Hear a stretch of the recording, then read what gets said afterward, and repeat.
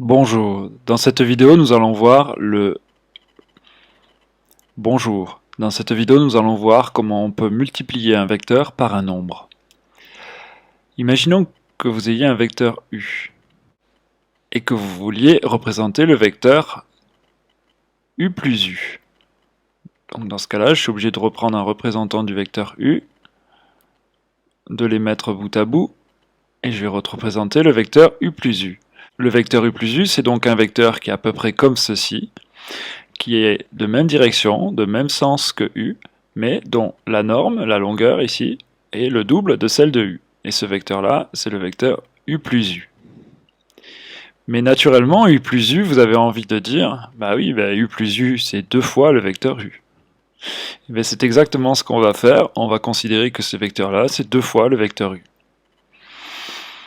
De la même façon, si vous voulez représenter le vecteur moins u, c'est le vecteur opposé à u, il ressemble à peu près à ceci. Il est de même direction, de sens contraire, et de même norme que le vecteur u. C'est juste le sens qui est contraire. Ça, c'est le vecteur moins u. Et du coup, si on veut représenter moins 2u, il suffit de représenter 2 fois le vecteur moins u. Voilà, j'ai eu 2 fois le vecteur moins u. Ça, c'est moins 2u. Le vecteur qui permet de partir de là et qui arrive là. Donc, globalement, le vecteur qui aura même direction que u, qui sera de sens contraire et dont la norme sera doublée, ce vecteur-là pourrait être appelé le vecteur moins 2u. Donc ce qu'il faut retenir, c'est que un vecteur, il a des coordonnées x, y dans le plan.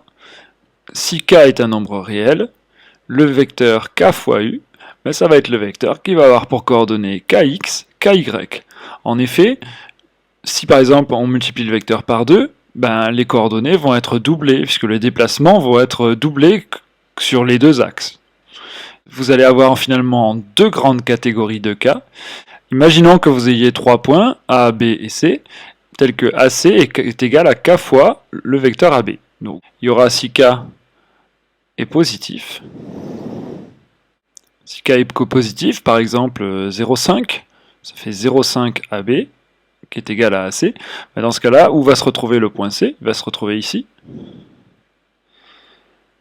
Parce que le vecteur AC sera égal à la moitié du vecteur AB. Et on va en fait avoir un autre type de cas, c'est le cas où K est négatif.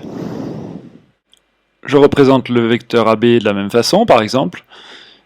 Où sera le point C? Le point C, si K est négatif, il est forcément sur la droite AB, mais pas du côté de B.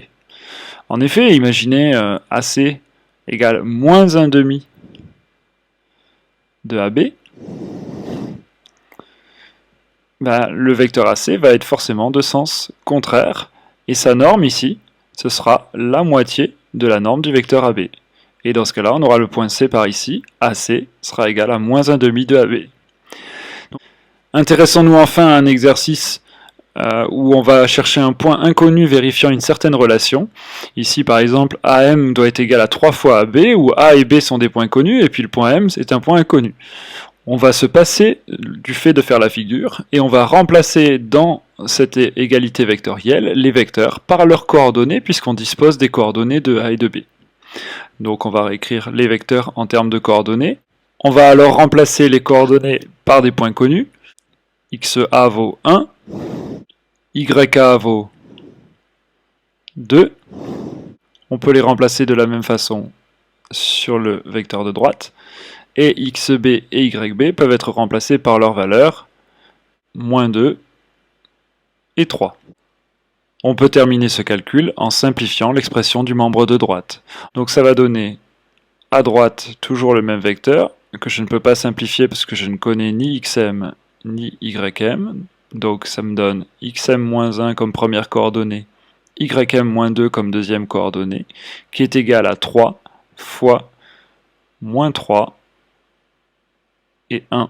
Et si on passe à la suite, ça donne xm-1, ym-2 en vecteur qui est égal à moins 9 et 3. J'ai juste multiplié les coordonnées du vecteur qui est là par 3. On a deux vecteurs qui sont égaux, on a bien calculé au maximum ces deux vecteurs, ça veut dire que leurs coordonnées sont forcément égales. On se retrouve donc avec un système de deux équations. Xm moins 1 doit forcément être égal à moins 9. Ym moins 2 est égal à 3. Et ceci est même équivalent.